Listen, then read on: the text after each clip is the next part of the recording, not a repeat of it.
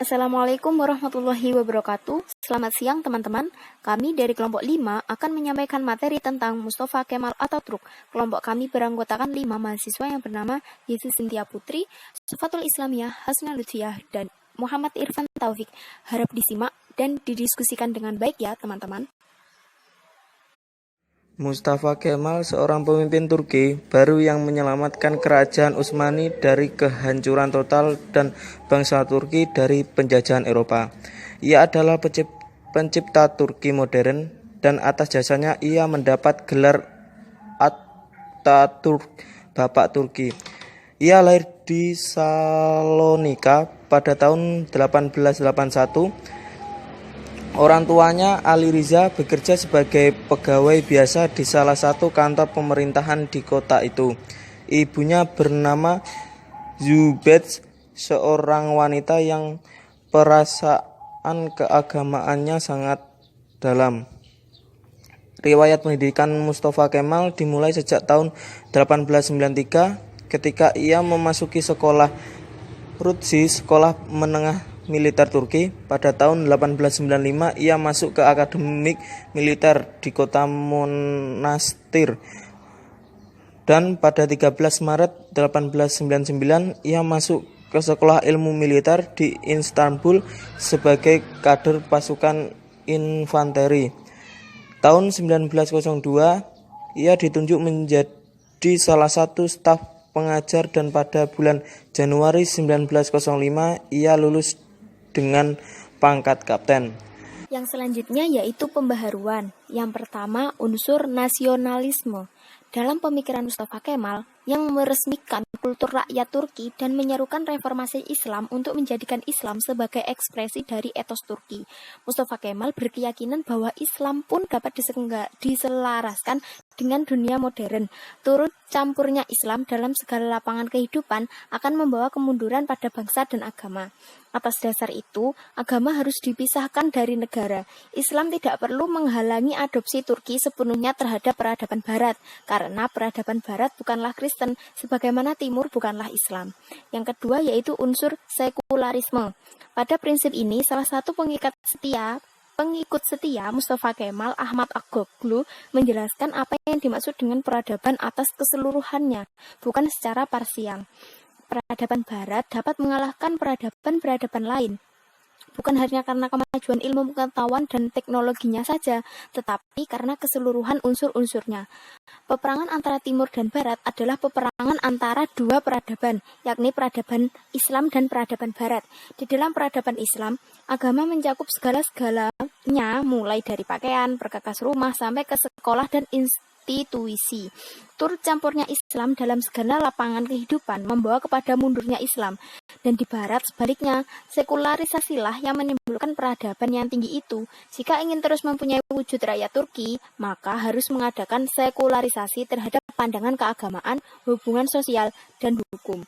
Yang ketiga yaitu unsur waternisme. Unsur ini Mustafa Kemal berpendapat bahwa Turki harus berorientasi ke Barat. Ia melihat bahwa dengan meniru Barat, negara Turki akan maju. Unsur westernisme dalam prinsip pemikiran Mustafa Kemal mendapatkan momennya ketika dalam salah satu pidatonya ia mengatakan bahwa kelanjutan hidup suatu masyarakat di dunia peradaban modern menghendaki perubahan dalam diri sendiri.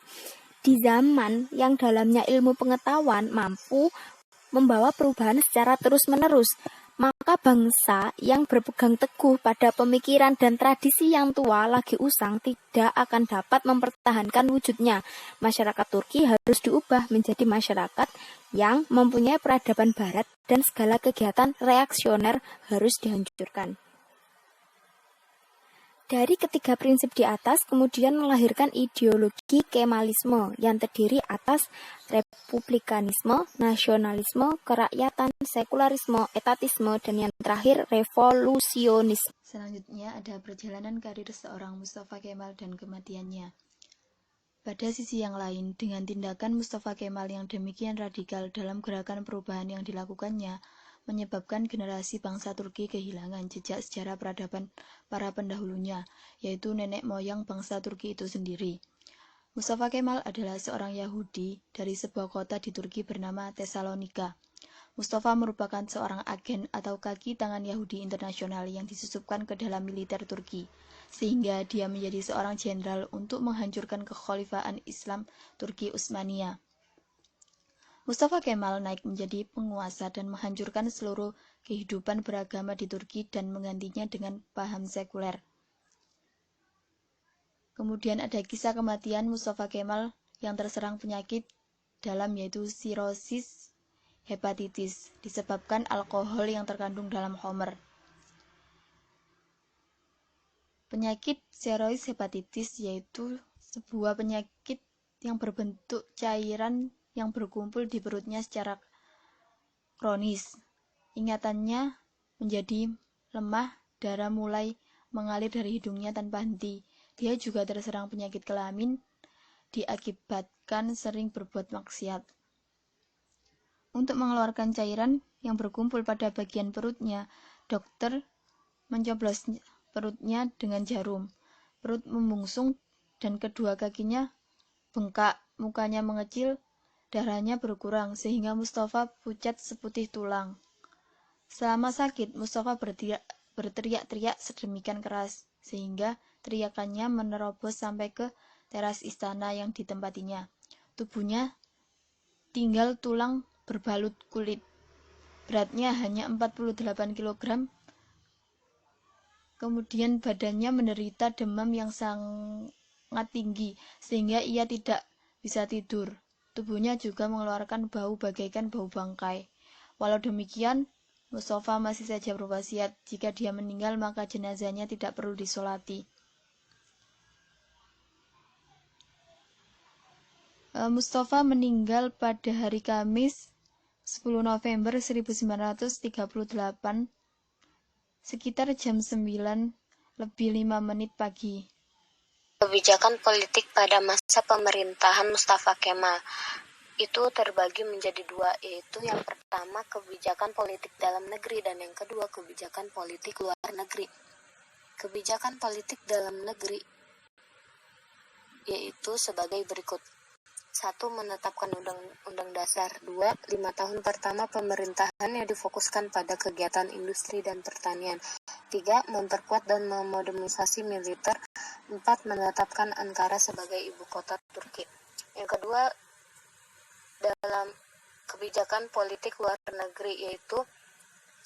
Membuat kesepakatan Balkan Pact pada tanggal 9 Februari tahun 1934, yaitu kesepakatan antara Turki, Yunani, Rumania, dan Yugoslavia untuk saling menghormati batas-batas negara anggota Balkan Pact dan bersatu untuk menjamin ketenangan bersama.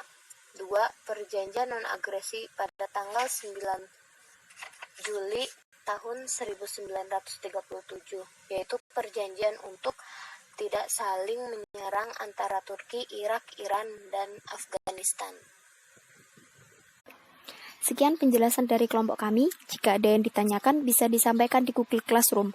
Mohon maaf atas penjelasan yang kurang baik atau susah dipahami. Sekian dari kami. Wassalamualaikum warahmatullahi wabarakatuh.